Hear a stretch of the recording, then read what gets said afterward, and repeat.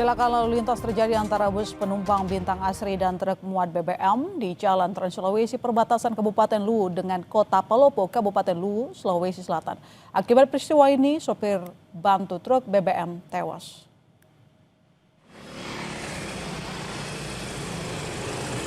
Bus penumpang Bintang Asri dari Makassar menuju Worowali, Sulawesi Tengah bertabrakan dengan truk tangki bahan bakar minyak di perbatasan Kabupaten Luwu dengan Kota Palopo, Kabupaten Luwu, Sulawesi Selatan, Jumat pagi.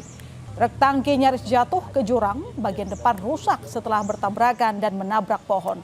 Sementara bus menabrak pohon dan tebing hingga bagian depan mobil rusak parah.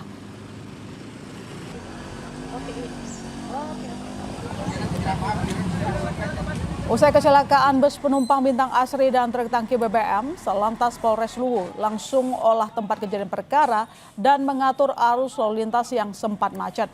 Polisi juga memindahkan badan kedua kendaraan ini dan menyelidiki penyebab pasti kecelakaan bus dan truk tangki BBM di Jalan Trans Sulawesi perbatasan Kabupaten Luwu dengan Kota Palopo.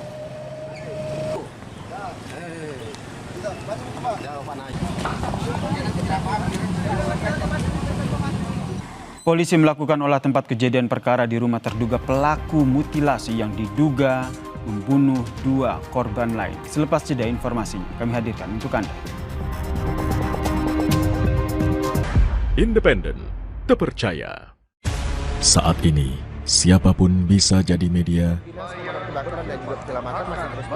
pemengaruh, bahkan pendengar. Tapi kebenarannya, dapatkah dipertanggungjawabkan? Percayalah hanya pada sumber independen yang menjunjung tinggi prinsip jurnalisme dalam setiap tayangan terbaiknya. Gelar bicara tajam mengupas fakta, memantik solusi. Doktor dan profesor itu bisa abal-abal dan dengan belise.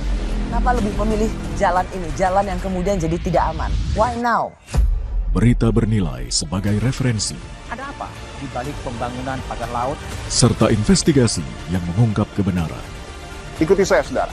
Rosi. Satu meja, The Forum. Sapa Indonesia malam akhir pekan. Dipo Investigasi. Kompas TV. Independen, terpercaya.